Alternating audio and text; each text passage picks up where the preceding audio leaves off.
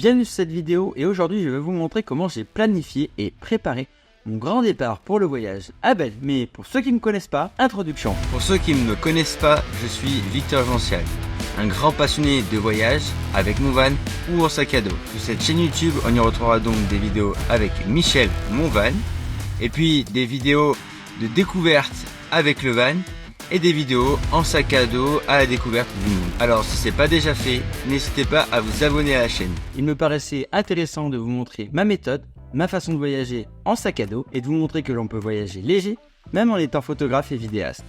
Donc première chose que je vais vous montrer, c'est mon sac à dos, la marque Trek & Ride. Donc ce cadeau il est hyper intéressant, en tout cas moi c'est le sac à dos que j'utilise.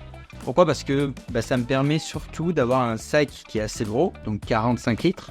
Il permet de faire des treks, de faire des road trips, etc.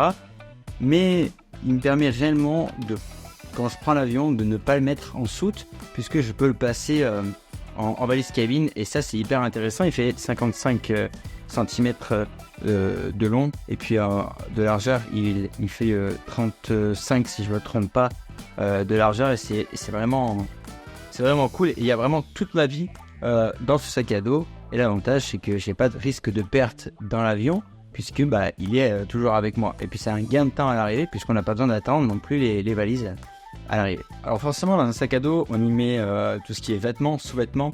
Mais je ne parlerai pas ici dans cette vidéo de réellement ce que je mets dans ce sac au niveau de mes vêtements, mes sous-vêtements, pour la simple et bonne raison que c'est pas très intéressant. On met tous à peu près la même chose dans le sac à dos, que ce soit des slips, des caleçons, des maillots de bain, des t-shirts, etc. Et je trouve ça pas très intéressant. Alors je vais faire la place sur ça et je vais plutôt vous montrer mon équipement vidéo pour pouvoir faire la création de contenu et vous montrer qu'avec tout ça, on peut voyager en miniature, on peut voyager léger. De la marque DJI, il y a mon drone qui est un drone Mavic Mini 3 Pro. Il fait moins de 250 grammes et qui me permet d'aller vraiment de partout avec et qui plié est une version réduite d'un drone. Il est vraiment tout petit, il ne tient pas de place et vraiment l'avantage de ce drone quand il est plié, c'est qu'on peut le mettre dans ce petit sac là et le mettre en bandoulière autour de soi quand on marche. C'est vraiment pratique. Donc forcément, les photographes et les vidéastes me comprendront mieux.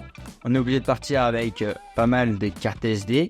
Donc là, j'ai pris deux cartes SD de 128 Go qui me permettront de vraiment obtenir la réelle totalité du voyage pour la création et la réalisation de contenu. Donc moi, j'aime bien partir avec mon iPad qui me permet réellement de faire des backups de mes contenus directement sur l'iPad en temps réel. Donc de vider mes cartes SD pour éviter tout problème directement sur l'iPad.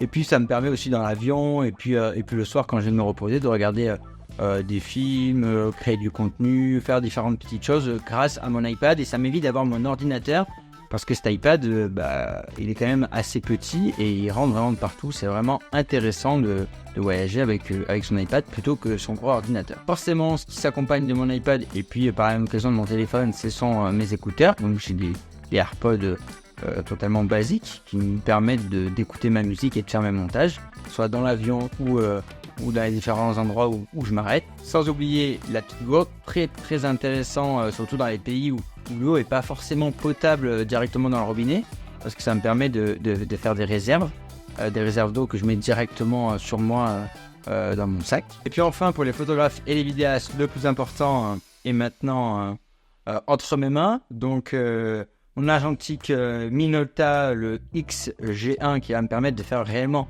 beaucoup de photos en argentique. Et ça, c'est une passion, l'argentique. Moi, je suis vraiment passionné par l'argentique et je suis toujours très content de faire des photos argentiques et de revenir avec plein de souvenirs que je pourrais développer par la suite. Donc, en plus, là, j'ai fait l'acquisition d'un objectif, pour ceux qui s'y connaissent, un MC Rokkor PF, c'est un 50 mm de la marque Minolta. Ça fait des bokeh vraiment exceptionnels et je pense que je vais vraiment me régaler avec ça à Bali. Pour finir, ma petite caméra. Donc je voulais vraiment m'attarder sur cette petite caméra de la marque Sony. Donc pour les connaisseurs toujours, c'est un Sony ZV-E10, donc la dernière génération de cette gamme là.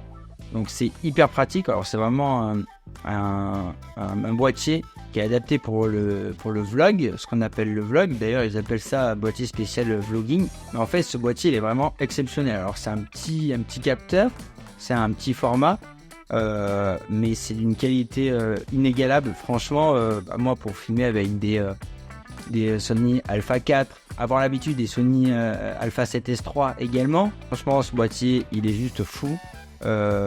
Déjà pour la simple raison qu'il est très compact, donc en voyage c'est hyper pratique pour voyager léger justement, et puis ça fait des photos assez exceptionnelles. Et bon, là je pourrais pas vous le montrer, mais je vous le montrerai plus tard. On peut monter la caméra en configuration avec un rig énorme, en configuration cinéma, avec une cage, avec des objectifs cinéma, etc. Et ça fait vraiment le travail également.